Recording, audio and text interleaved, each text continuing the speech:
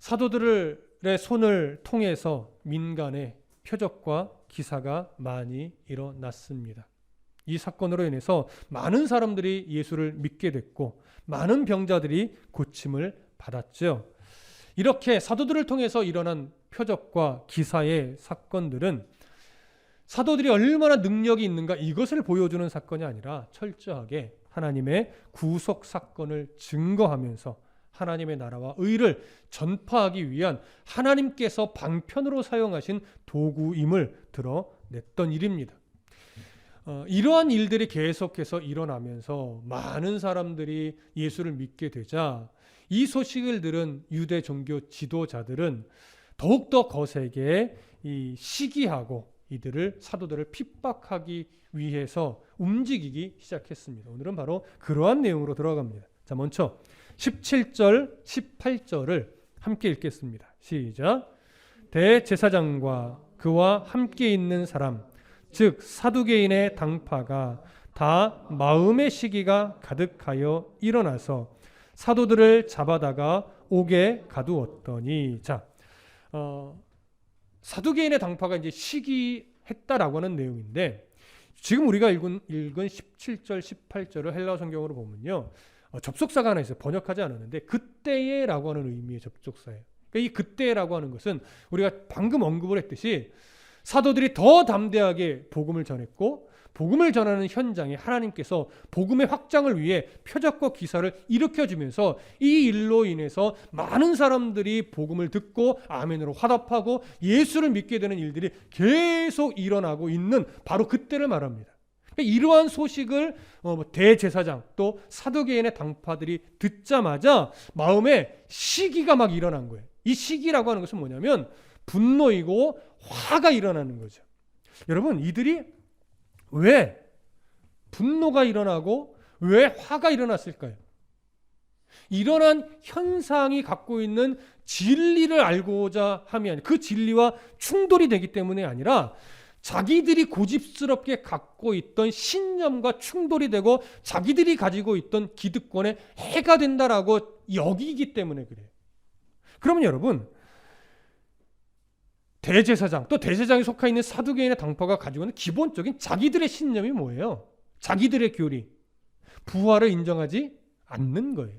내세를 인정하지 않는 거예요. 그러다 보니까 하나님을 믿는다 하지만 철저하게 현실주의예요. 어떻게 하면 현실에서 잘 사는 것, 그것이 하나님의 복이라고 여겨요. 현실에서 부자로, 현실에서 권세 있게, 현실에서 높은 명예를 가지고 살아가는 그것이 하늘의 복이다라고 여기는 거예요. 그런데 그러기 때문에 부활과 내세를 인정하지 않는데 사도들이 전하는 복음의 핵심은 뭐예요? 예수님이 부활하셨다예요. 부활하신 예수님이 바로 메시아라고 하는 거예요. 그러니까 이 사실을 끊임없이 선포하고 다니고 또한 이 선포를 많은 사람들이 아멘으로 받고 그 말을 인정하면서 예수를 믿는 무리의 안에 자꾸 들어가니까 이 대제사장과 사두개인의 당파들은 너무나 불편한 거예요. 그래서 그 상황을 어떻게 자기들끼리 해석을 하냐면 이렇게 되면, 이것이 계속 확산되면 우리들의 기득권을 다 뺏길 수가 있어. 우리들이 그동안 올려놓은 이 권세마저도 다 잃어버릴 수 있어. 이렇게 해석하는 거예요. 그러한 일들을 가시는 하나님의 뜻과 의도를 볼 생각이 없어요. 그들이 인기가 늘어나면 우리가 가지고 있는, 우리가 쌓아놓은 모든 것을 잃어버릴 수 있는 위험 요소이니 지금 빨리 어떻게 돼요? 제거해야 돼요. 지금 그 싹을 밟아버려야 우리에게 해가 없다. 이렇게 해석을 하는 거예요. 그러니까 하나님의 시선이 전혀 없는 거죠.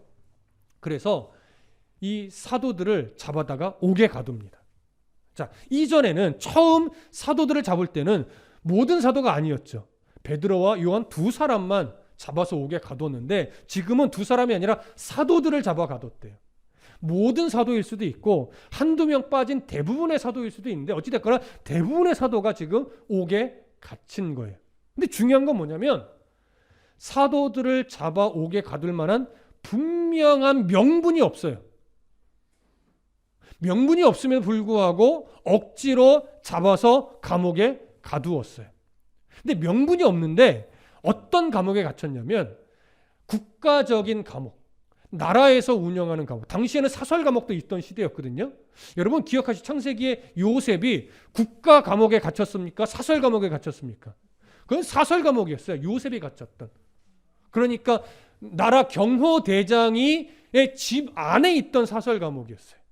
주로 정치범들을 가두는 곳이었는데 국가적인 감옥은 아니었거든요. 그런데 지금은 국가적인 감옥에 갇혀서 삼엄하게 경비해서 절대 감옥에서 못 빠져나가게 하는 거예요. 그러니까 국가적인 감옥이라는 얘기는 절대 빠져나갈래야 빠져나갈 수 없는 감옥에 가두어 놓고 다음날 공회, 사내들인 공회를 열어서 이들을 어떻게 해서든지 죄 몫을 붙여서 죽이든지 아니면 절대로 예수의 이름으로 아무것도 가르치지 못하게 하려고 하는 의도가 깔려 있는 거죠. 그런데 그렇게 감옥에 가두어 봤자 하나님이 복음의 역사를 위해 그들을 어떻게 하세요? 감옥에서 끌어내시죠. 그 놀라운 장면을 이제 볼 겁니다. 19절 함께 읽겠습니다. 19절 시작. 주의 사자가 밤에 옥문을 열고 끌어내어 이르되. 자, 이 19절도요. 헬라어 성경으로 보면 중요한 접속사가 앞에 딱 있어요.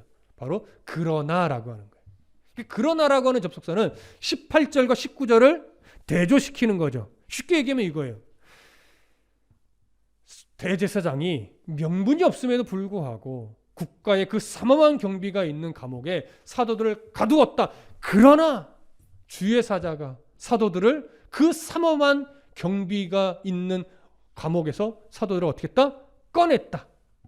결국 뭘 강조하는 거예요? 하나님이 사도들을 사용하시고자 하는 복음의 역사는 그 어떤 권세도 그 어떤 삼엄한 감옥도 막을 수 있다 없다? 없다. 재밌는 것은 19절에 기록된 옥문은요. 복수 형태로 되어 있어요. 그러니까 옥문들이죠. 왜냐하면 여러분 아시다시피 감옥은 문 하나만 열고 나오면 밖이 아니에요. 문을 열고 나가야 감옥이란 말이에요. 그만큼 국가적인 감옥은 보안도 철저하고 문도 철저하고 경비도 아주 삼엄하단 말이죠. 이런 감옥에 가뒀지만 그 모든 문들이 그 군사들의 경비가 다 허사였고 무용지물이었음을 보여주는 거죠. 하나님의 역사를 감옥이 막을 수 없죠. 하나님의 역사를 군사들이 막을 수 없죠. 하나님의 역사를 권세가, 세상 권세가 막을 수 없죠.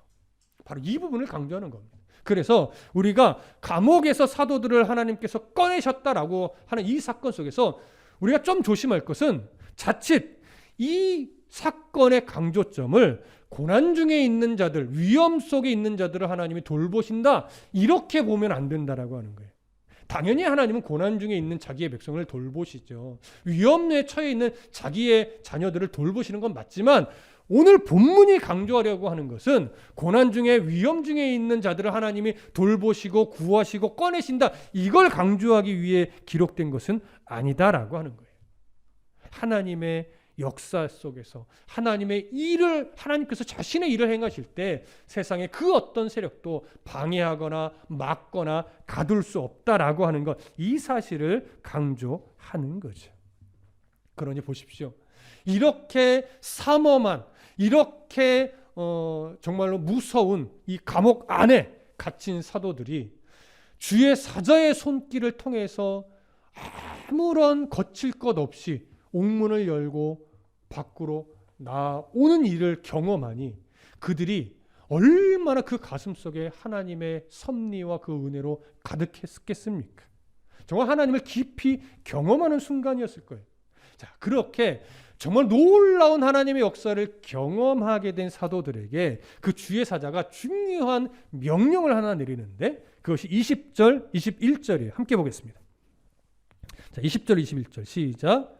가서 성전에 서서 이 생명의 말씀을 다 백성에게 말하라 하며 그들이 듣고 새벽에 성전에 들어가서 가르치더니 대제사장과 그와 함께 있는 사람들이 와서 공회와 이스라엘 족속의 원로들을 다 모으고 사람을 옥에 보내어 사도들을 잡아오라 하니. 자, 주의 사자가 사도들을 감옥 밖으로 꺼낸 다음에 준 명령이 뭐예요? 가서 성전에 서서 이 생명의 말씀을 다 백성들에게 전하라. 쉽게 얘기하면 지금 성전으로 가서 복음을 전하라고 하는 거예요. 자, 성전에 가서 복음을 전한다는 얘기는 다시 생각하면 이 유대 종교 지도자들에게 나 여기 있으니 다시 잡아가시오 하는 것과 똑같죠. 그런데도 주의 사자는 성전으로 가서 복음을 전하래요. 자, 이것만 봐도 지금 이 모습은요, 사도들, 위험에 처해 있는 사도들을 구해낸 장면이 아니에요. 이건 그런 위험에서의 구출과 다른 개념이에요. 그들의 사명이 무엇인지 정확하게 일컫는 거예요. 사도들이 경험했을 거예요. 우리가 복음을 위해 살다가 감옥에 갇혔지만 이 세상 권세는 하나님의 뜻을 따라 전하는 복음을 막을 수 없구나. 이걸 이제 정확하게 경험한 거죠. 그래서 이들도요, 감옥에서 나오자 도망갈 생각을 하지 않고 하나님의 명령에 순종하여 그냥 그대로 성전으로 가서 거기서 복음을 전하는 거예요. 여러분, 이게 이것이 바로 사명을 받은 자의 삶의 태도입니다. 도망가는 인생이 아니에요. 주의 명령을 따라 말씀하신 곳으로 가서 복음을 위해 삶을 살아내는 거죠. 자, 그러면 주의 사자가 이렇게도 말할 수 있잖아요. 사람이 많이 모이는 길거리에 가서 복음을 전해라. 뭐 시장에서 가서 복음을 전해라. 이럴 수도 있는데 굳이 성전으로 가서 복음을 전하라 한 걸까요? 몇 가지를 생각해 볼 수 있습니다. 첫 번째, 지금 예루살렘 성전은 누구를 예배하는 곳이에요? 하나님을 예배하는 곳이에요. 사도들이 섬기는 하나님과 똑같은 하나님이에요. 그런데 문제는 뭐예요? 그 예루살렘 성전이 아직은 누구를 거절하고 있어요? 예수 그리스도를 거절하고 있어요. 예수 그리스도를 거절하고 있는 성전이니 그곳에 구원이 있어요, 없어요?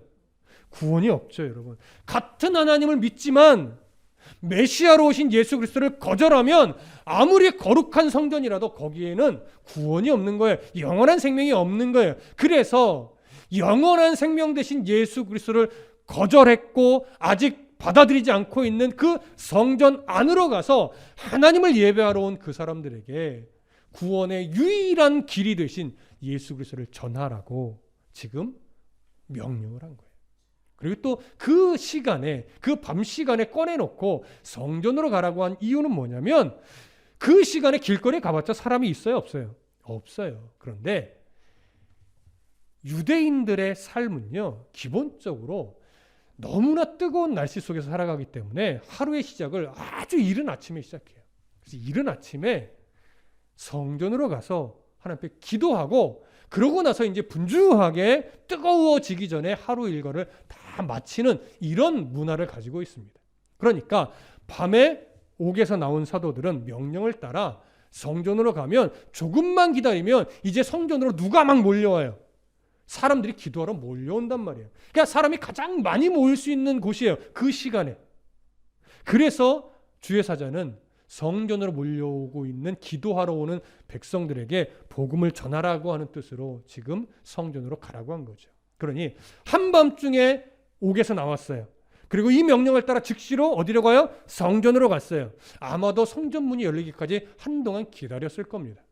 그리고 이제 이른 새벽이 되자 백성들이 막 몰려올 것이고 이제 문이 막 열릴 것이고 백성들과 함께 성전 안으로 들어갔겠죠. 그 다음에 사도들도 하나님 앞에 기도했을 겁니다.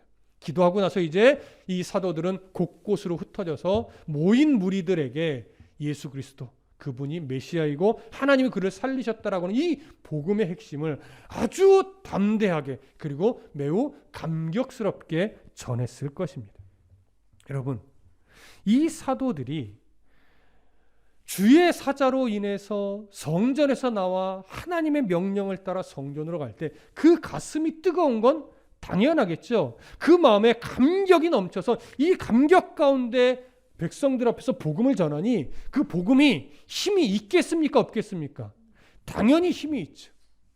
나를 끌어내신 하나님, 내 이 사역의 주인이 되신 하나님, 그 하나님의 섭리 가운데 내가 있음을 지금 고스란히 경험하고 있는데 거기서 전하는 복음이 왜 감격되지 않겠습니까? 그러면 여러분, 이 사도들의 감격을 조금 정리해 보시자고요.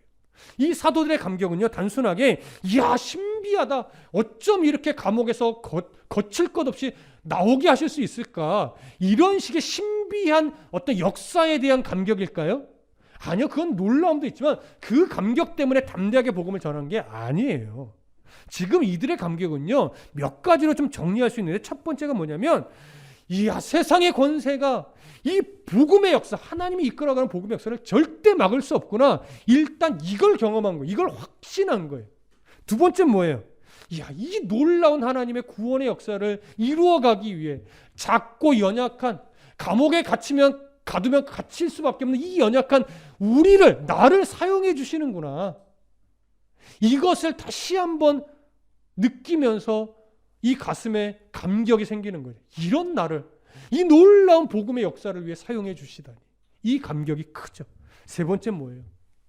참, 핍박과 고난과 감옥에 갇히고 매맞는 일이 있었지만 이 힘들고 험난한 길을 내가 견디며 가고 있는데 이 길이 결코 잘못된 길이 아님을 지금 이 사건들을 통해서 뭐 하는 거예요?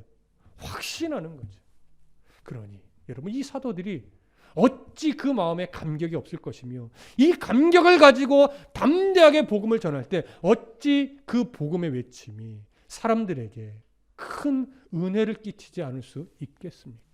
여러분, 이 세 가지 감격, 하나님의 복음의 역사는 그 어떤 것도 막을 수 없다. 그리고 그 역사를 이루어감에 있어서 나같이 작고 보잘것없는 한 사람의 인생을 하나님이 쓰신다. 그리고 그런 삶을 살아갈 때 나의 가는 길이 참 부족하고 보잘것없어 보이지만 결코 지금 잘못된 길을 가고 있는 것이 아니다 라고 하는 이 세 가지 감격은요, 우리가 다시 회복해야 될 감격입니다. 이미 이전에 그런 뜨거움, 그런 감격들을 가지셨었을 거예요. 그리고 그 뜨거움으로 살았던 적이 있었을 거예요. 그런데 우리는 너무나 그 일들이 과거형으로 남아있습니다. 지금 너무나 많은 목회자들이, 너무나 많은 성도들이 이 세 가지의 중요한 감격을 잃어버리고 옛날에 그랬었지라고 하는 말만 남기고 오늘 너무나 힘없게, 너무나 확신 없게, 너무나 연약하게 살아가는 경우가 많습니다. 이 말은 저는 아니에요 라고 지금 말씀드리는 것 아니에요. 저도 똑같아요. 그래서 우리가 이제 기도해야 될 것이 뭐냐면, 하나님, 이 감격들, 이 주님의 은혜로 내 안에 이 가지고 있었던 이 뜨거운 감격들을 너무나 많이 잃어버렸습니다. 세상이 바빠서, 일상이 너무나 분주해서, 코로나로 인해서 이런저런 수많은 이유들을 내가 갖다 붙이면서 내 삶에 이 감격을 너무나 많이 잃어버리고 살았습니다. 하나님, 이제 다시 회복시켜 주십시오. 하나님의 역사를 바라볼 수 있는 눈에, 그 역사에 나같이 보잘것없는 사람을 하나님 불러 지금 쓰고 계시다라고 하는 것, 그리고 내가 가는 이 길이 결코 헛된 걸음이 아니었다라고 하는 이 사실을 내가 내 안에 회복을 하고, 이제 이후로의 삶이 이전처럼 더 하나님의 은혜 아래서, 더 깊은 감격 속에서 하나님 나라의 소망을 분명하게 품고 한 걸음 한 걸음 살아내는 그런 삶이 되게 해 주십시오. 여러분, 이런 감격의 회복을 위해 우리가 기도해야 될 겁니다. 하나님이 사모하는 자에게 어찌 은혜를 주시지 않겠냐고 하셨던 것처럼 여러분, 이 감격을 소망하시고 기도하십시오. 하나님 분명히 조금씩 회복시켜 가실 겁니다. 그런 은혜가 저에게도 여러분들에게도 있기를 소망합니다. 자, 이러한 놀라운 하나님의 이 구원의 역사를 이루어감에 있어서 사도들을 감옥에서 끌어내어 성전으로 보내서 복음을 전하게 하신 이 사실을 알지 못하고 있는 대제사장, 사두개인의 당파, 이들이 사도들을 신문하기 위해서 이른 아침 공회를 소집합니다. 그런데 자, 21절 중반 이후에 보면 사람들이 와서 공회와 이스라엘의 족속의 원로들을 다 모으고 오라고 표현하고 있어요. 그냥 공회로 모였다 이러도 되는데 공회와 이스라엘 족속의 원로들까지 다 모았대요. 공회와 이스라엘 족속의 원로들의 관계가 어떻게 되느냐에 따라서 학자들의 견해가 좀 갈라지는데, 그냥 부연 설명한 거다. 공회인데 이 공회가 어떤 공회냐? 이스라엘의 원로들이 모인 공회다. 이렇게 동일한 부류로 보는 시선이 있고, 공회도 불렀지만 지금 이 사안을 너무나 중요하게 여겨서 이스라엘의 원로들까지 부른 것이다, 이렇게 보는 견해도 있어요. 자, 어떤 견해가 옳다라고 단정하기는 어렵지만 중요한 건 이들의 관계가 어떠냐가 아니라 이 대제사장이 공회를 소집했는데 본래 보편적인 공회는요 70 여명의 그 원로 공회원들이 한 번에 다 모이는 적이 거의 없어요. 돌아가면서 모이는 거예요. 돌아가면서. 그런데 이때는 다 최대한 다 불러 모은 것으로 여겨지는 거죠. 그래서 이전보다 더 큰 공회를 소집을 했다. 이렇게 보는 것이 중요한 초점입니다. 그럼 왜 이전보다 더 많은 수의 공회원들을 불러 모았을까요? 대제사장 사두개인들이 지금 이 문제를 너무나 중요하게 여기고 이걸 기필코 이 사도들을 신문하고 죄의 몫을 씌워서 어떻게든 처리해야 되겠다. 이런 단호한 의지를 여기서 볼 수 있는 거예요.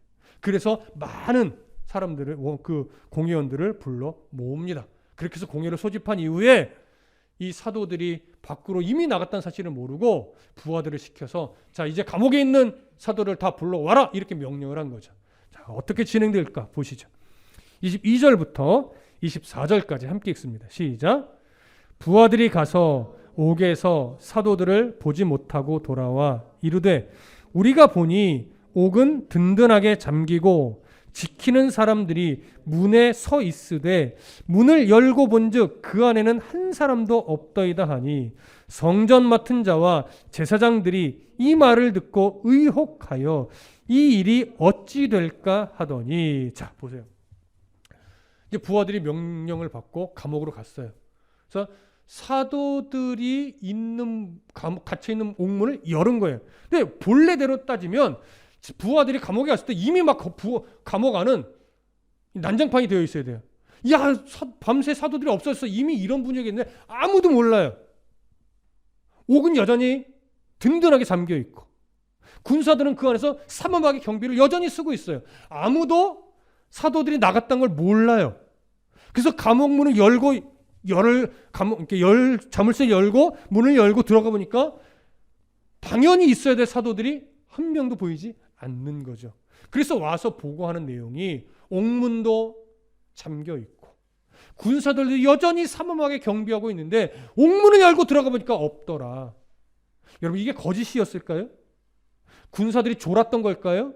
아니에요.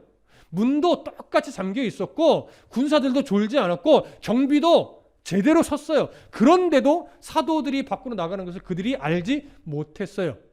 주의 사전은 열고 나갔다고 표현하지만 실제로 경비를 서고 있는 자들은 전혀 알 수 없는 거죠. 그러니까 너무나 신비한 방법으로 하나님께서 사도들을 옥 밖으로 꺼낸 것을 우리는 알 수 있습니다.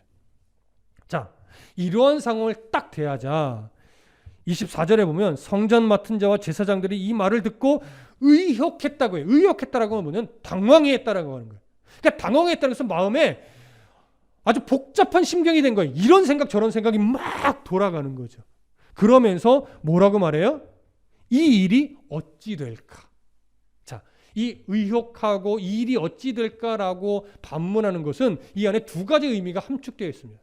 첫 번째는 뭐냐면 이들도 놀란 거예요. 왜냐하면 사도들의 손을 통해서 이미 표적과 기사가 많이 일어났거든요. 그러니까 혹시 이 사도들이 옥문을 거침없이 나간 이 사건이 정말 하나님이 하신 일일까? 이것도 하나님이 일으키신 표적 중에 하나인가? 이러한 생각이 문득 들어가면서 당혹스러운 거죠. 정말 왜냐하면 하나님이 정말 하신 일이라면 이건 큰일이거든요. 그리고 또 하나 뭘까요? 이 경비의 책임이 성전 맡은 자와 또 다른 제사장들에게도 있다 보니까 야, 이 책임의 소지를 추궁할 텐데 이거 우리 어떻게 해야 되지? 앞으로 이 일로 인해서 어떤 일이 벌어질까에 대한 염려가 되는 거죠. 그래서 하나님이 행하신 일이면 어쩌지라고 하는 생각과 이 결과를 어떻게 책임을 지지 하는 염려가 복합적으로 작용해서 이들이 지금 복잡한 심경을 갖게 되면서 당황스러워하고 있는 중이에요. 그렇게 어찌할 바를 몰라 당황하고 있는데 이제 한 부하가 중요한 소식을 전합니다. 자, 그것이 25절, 26절이에요. 함께 읽겠습니다. 시작. 사람이 와서 알리되 보소서 옥에 가두었던 사람들이 성전에 서서 백성을 가르치도이다 하니 성전 맡은 자가 부하들과 같이 가서 그들을 잡아왔으나 강제로 못함은 백성들이 돌로 칠까 두려워함이더라.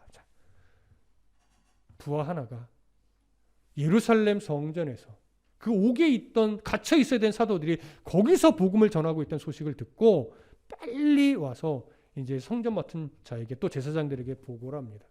그래서 당장 잡으러 가죠. 그런데 딱 가서 보니까 이전 같으면 몽둥이로 막 내리치면서 결박해가지고 막 질질 끌고 갔을 거예요. 근데 지금 그러지 못했대요. 강제로 못했대요. 그러니까 폭력을 행사하지 못한 거예요. 그러니까 좀 다르게 표현하면 아주 정중히 모셔 잡아간 거예요. 말이 안 맞죠? 정중히 모셔 잡아가는 상황이에요. 왜요? 백성들이 돌로 칠까 두려워서래요. 이 말은 뭐냐면 지금 사도들의 복음을 듣고 있는 무리들이 사도들의 말을 거스르는 것이 아니라 아멘으로 받으면서 정말로 그 말이 그렇다 인정하면서 지금 예수 믿는 사람들이 되고 있는 거예요. 성령의 역사가 그들 안에 일어나고 성령의 충만함이 일어나고 있는 거예요. 그러니까 사도들에게 함부로 했다가는 그들이 막으려고 들고 일어서고 폭동이 일어나고 돌을 던져서 막을 것 같은 분위기가 막 일어나니까 그 백성들의 시선을 의식하던 이들은요 함부로 못하고 조심조심하면서 그 폭동이 일어나지 않게 아주 정중하게 잡아간 거죠. 이 상황이 일어나 이해되십니까? 하나님의 역사는요 이렇게 일어나요. 그러니까 이러한 장면을 보았던 부하들이라면 당연히 그 장면 속에서 누구를 봤어야 돼요? 하나님을 봤어야 돼요. 그냥 놀랍다. 어찌 이런 일이 여기서 끝나면 안 된단 말이에요. 하나님을 발견하고 나도 저 머릿속에 들어가서 복음을 듣고 예수를 믿어야 되겠다. 이렇게 반응했어야 되는데 일단 성경은 그런 기록은 없습니다. 자, 그렇게 사도들은 자연스럽게 그들에게 잡혀 주었습니다. 자, 이제 어떻게 진행이 될까요? 자, 27절, 28절 함께 읽겠습니다. 시작. 그들을 끌어다가 공회 앞에 세우니 대제사장이 물어 이르되 우리가 이 이름으로 사람을 가르치지 말라고 언금하였으되 너희가 너희 가르침을 예루살렘에 가득하게 하니 이 사람의 피를 우리에게로 돌리고자 함이로다. 자, 이제 신문을 시작하는데 신문의 내용이 이거예요. 우리가 그렇게 너희들을 엄금해서 예수의 이름으로 아무것도 가르치거나 전하지 말라라고 했음에도 불구하고 지금 계속해서 너희들이 예수의 이름으로 복음을 가르치고 전해서 많은 사람이 너희 무리에 속하게 하는 이 짓은 이제 대제사장의 시선이에요. 이 짓은 결국 우리가 예수를 죽인 이 사건이 우리로 하여금 죄가 되게 만들려고 하는 것 아니냐 이렇게 말하는 거죠. 뭔가 정확한 근거는 없어요. 이들의 말에. 그죠? 우리들이 예수를 죽인 사건을 크게 부풀려서 우리가 죄인 되게 만들려고 하는 것 아니냐 이 질문이에요. 얼마나 이 대제사장이 이 사건을 통해서 긴장하고 있는지 우리가 알 수 있는 그런 대목입니다. 정확한 근거, 정확한 이유, 사도들이 예수의 이름으로 아무 말도 하지 말아야 될 당당한 근거를 전혀 말하지 못해요. 반면에 그 말을 들은 사도들은 더 당당하게 입을 열 수 있지요. 자, 그것이 29절부터 32절까지의 내용입니다. 자, 함께 읽겠습니다. 시작. 베드로와 사도들이 대답하여 이르되 사람보다 하나님께 순종하는 것이 마땅하니라. 너희가 나무에 달아 죽인 예수를 우리 조상의 하나님이 살리시고 이스라엘에게 회개함과 죄사함을 주시려고 그를 오른손으로 높이사 임금과 구주로 삼으셨느니라. 우리는 이 일의 증인이요 하나님이 자기에게 순종하는 사람에게 주신 성령도 그러하니라 하더라. 자, 사도들이 아주 당당하게 입을 열어 말하는데 뭐라고 말하냐면 사람보다 하나님께 순종하는 것이 마땅하다. 이 말은 아까 18절, 19절에서 대비됐던 내용과 동일한 거죠. 너희들은 예수의 이름으로 아무 말도 하지 말라라고 우리를 붙잡아서 감옥에 가두었지만 하나님은 우리에게 감옥에서 꺼내면서 성전에 가서 복음을 전해라고 말씀하셨다. 그러니 너희들이 명령한 것을 지키는 것보다 하나님의 명령에 순종하여 성전에 가서 복음을 전하는 것이 마땅하다. 이 얘기라는 건 너무나 당연한 말입니다. 다시 말하면 사도들은 당연히 이스라엘이라고 하는 나라 안에서 백성으로서 그 권세자들의 통치 밑에 있지만 실제적으로 자신들의 통치는 누구 통치를 받는다는 거예요? 하나님의 통치를 받는다라고 하는 이 사실을 그들 앞에 선포하는 거예요. 그러니 하나님의 명령하셨으면 유대 종교 지도자들도 하나님의 명령을 따라가야 돼요. 그러니 이들이 행한 행동이 정말 하나님의 명령에 의한 것인가를 분별하고 점검하고 확인했어야 돼. 이런 과정을 전혀 안 거치는 거예요. 그러면서 잘 보세요. 이제 사도들의 말이 너무나 중요한 말을 하는데 30절 너희가 나무에 달아 죽인 예수를 우리 조상의 하나님이 살리시고, 자, 이런 말들을 계속 전파할 때 이들은 유대종교 지도자들은 특히 대제사장과 이 사두개인들은 이 사건을 어떻게 해석했다고 그랬어요? 이로 인해서 우리의 기득권을 다 빼앗고 우리의 권세를 빼앗고 우리를 초라하게 만드는 사건이 이렇게 해석했다고 했잖아요. 하지만 이 일은요, 이들을 심판하고 정죄하고 기득권을 빼앗고 이러기 위해서 이 복음을 외친 게 아니에요. 왜 이 복음을 외쳤느냐? 31절 이스라엘에게, 그러니까 대제사장도 포함되고 유대 종교 지도자도 포함되고 백성들도 다 포함되는 거예요. 이스라엘에게 회개함과 죄사함을 주시려고 그를 오른손으로 높이사 임금과 구주로 삼으셨느니라. 예수님을 너희가 죽은 예수를 왜 하나님이 다시 살리셨느냐? 너희들을 정죄하려고 하는 것이 아니라 예수를 죽인 바로 너희들을 구원하고 새 생명을 주고 하나님 나라 백성 삼으려고 죄 용서의 기회를 주려고 그러신 거야. 그러니까 시기와 질투와 그 알량한 권세 지키려고 예수를 거절하지 말고 지금 이 복음이 너희에게 들려질 때 빨리 예수 앞에 엎드려서 회개하고 예수를 메시아로 인정하는 사람이 되어라. 그러면 너희도 하나님의 백성으로 오늘 너무나 멋진 삶을 살아갈 수 있게 된다. 이걸 말하고 싶은 거예요. 기회를 주는 거죠. 그러니까 사도들이 말하는 지금 이 순간도 유대 종교 지도자들에게는요, 돌이킬 기회예요. 이 기회를 지금 붙잡고 하나님 앞에 나왔다면 아마 성경의 역사는 조금 다르게 이후에 기록됐을 거예요. 그런데 안타깝게도 이들은 이 기회를 전혀 붙잡지 못하고 있습니다. 자, 이러는 중에 이제 사도들은 한 가지 더 중요한 말을 합니다. 32절 한 번 더 함께 읽겠습니다. 32절 시작. 우리는 이 일의 증인이요 하나님이 자기에게 순종하는 사람들에게 주신 성령도 그러하니라 하더라. 자신들을 왜 사도로 하나님 부르셨느냐? 너희들을 두려워하라는 것이 아니라 바로 이 일, 예수 그리스도를 하나님이 살리셨고 많은 백성들에게 구원의 기회, 죄사함의 기회를 주려고 살리셨는데 우리를 통한 일을 증거하라고 하나님이 자꾸 보잘것없는 우리를 사도로 부르셨다. 그리고 우리가 증인으로 살아갈 때 우리를 돕기 위해서 하나님이 성령도 보내주셨다. 그러니 우리를 통해서 일어나는 일들을 그런 시기심 어린 눈빛으로 보지 말고 하나님이 우리를 구원하기 위해서 기회를 주는 이 사건으로 보고 빨리 돌이키라는 거 하는 거죠. 자, 그럼 보십시오.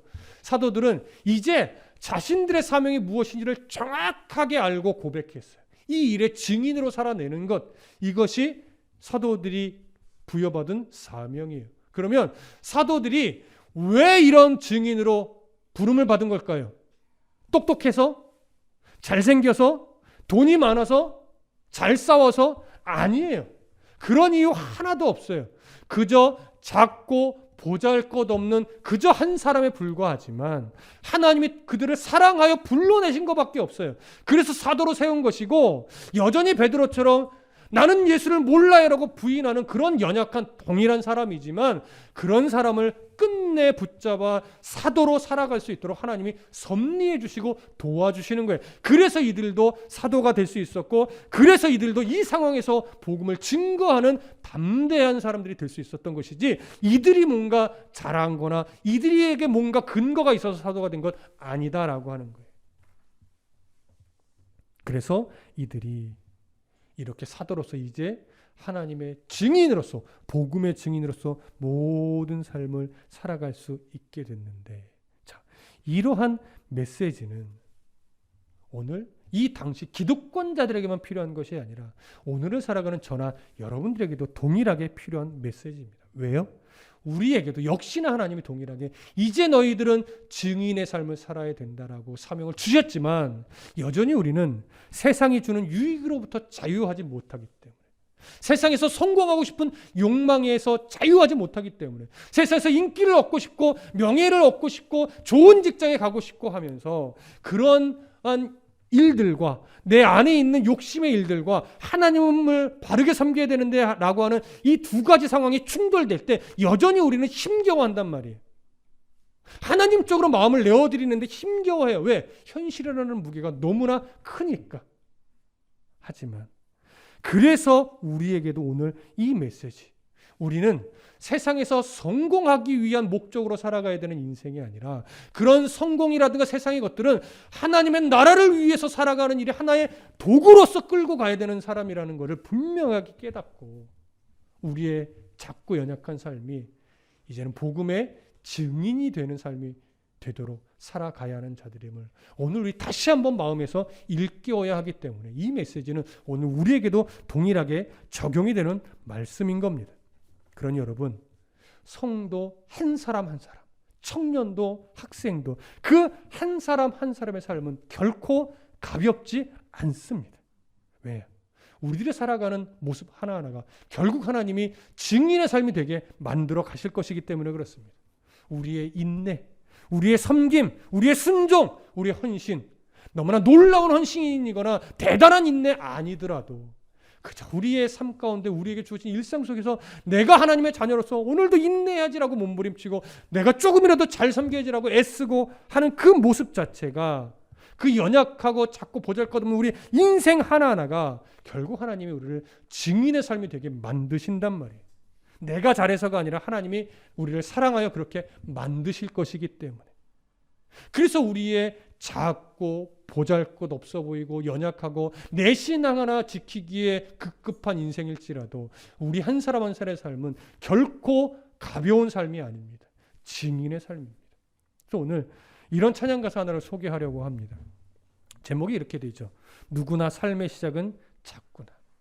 그 작은 시작, 그 소리조차 없구나.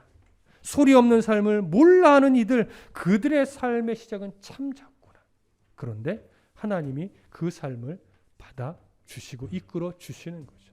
이 찬양을 좀 제가 고백할 텐데 PPT로도 가사가 있으니까 한번 가사를 잘 묵상하시면서 이 가사에 담긴 하나님의 마음을 우리가 좀 가슴으로 새기면서 오늘 설교의 마무리를 좀 해보려고 합니다.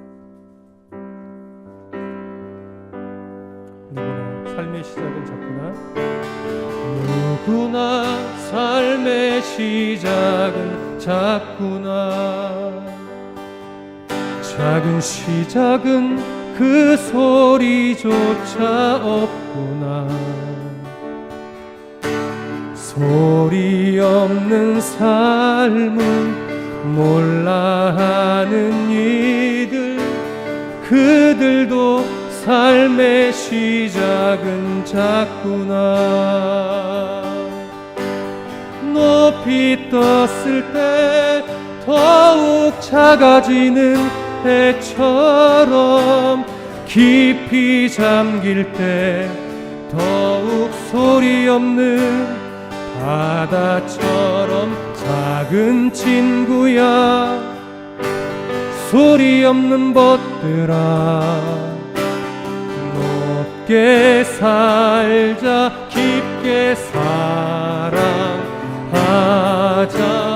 누구나 삶의 시작은 작구나. 지금도 우리 시작은 작구나. 작은 외침을 듣는 이들도 적구나. 적은 무리 되물 기뻐하는 이들, 그들과 우리 시작은 작구나.